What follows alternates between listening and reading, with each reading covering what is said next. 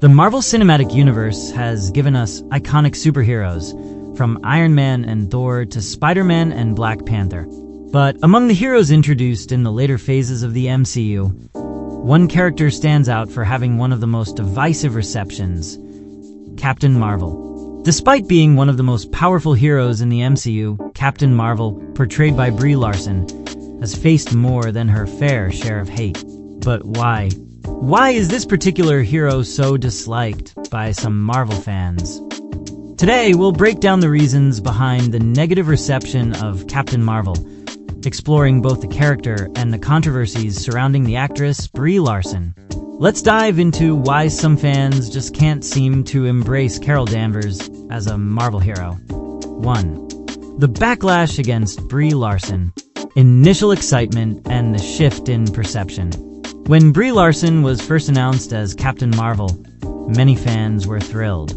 She was a talented actress, having just won an Academy Award for Room, and had appeared in beloved films like 21 Jump Street and Scott Pilgrim vs. the World.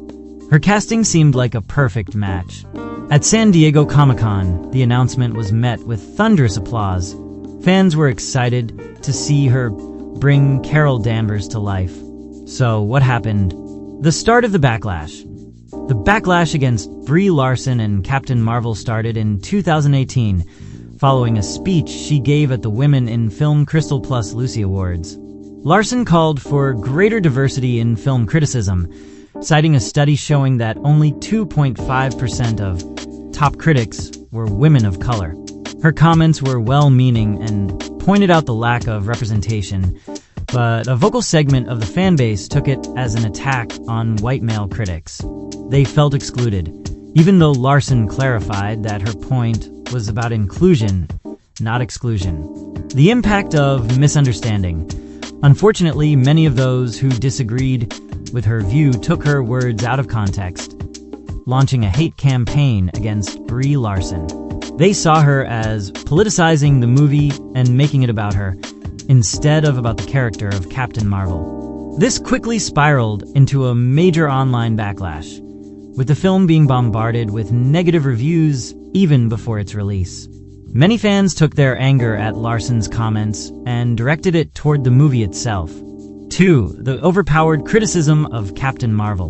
Why some fans find her overpowered. One major criticism of Captain Marvel is that her powers make her too strong.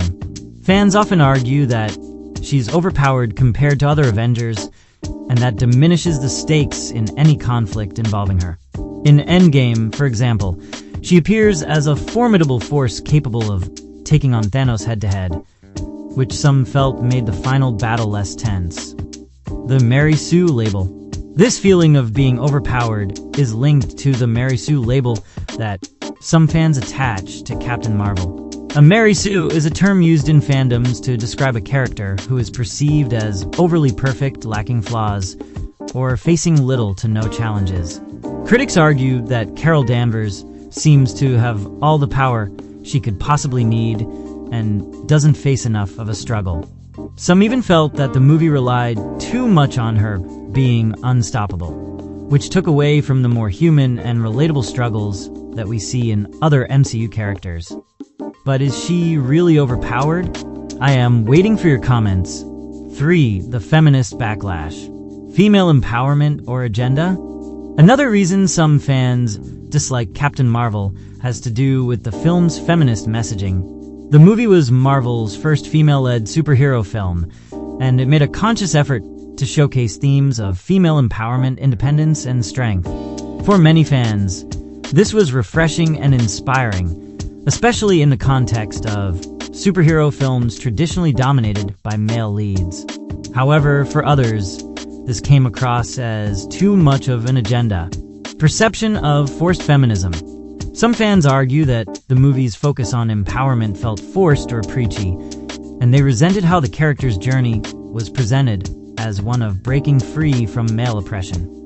This type of backlash often comes from a place of discomfort with change, especially in a genre that has been predominantly male for decades. For some, it felt like the film was trying to push a political message rather than just tell a superhero story. 4. The lack of development and comparison to OG Avengers. Comparing to the original Avengers, Captain Marvel's character arc has also been criticized for not being as well-developed or emotionally impactful as those of the original Avengers, like Iron Man, Captain America, and Thor. The original heroes had multiple films dedicated to their backstories and growth, whereas Captain Marvel only had one solo movie before Endgame. As a result, some fans feel that Carol Danvers has been introduced too late in the game, making it harder to connect with her. In fact, despite all the online hate, Captain Marvel grossed over $1 billion at the box office, proving that a majority of moviegoers had no issue with the character.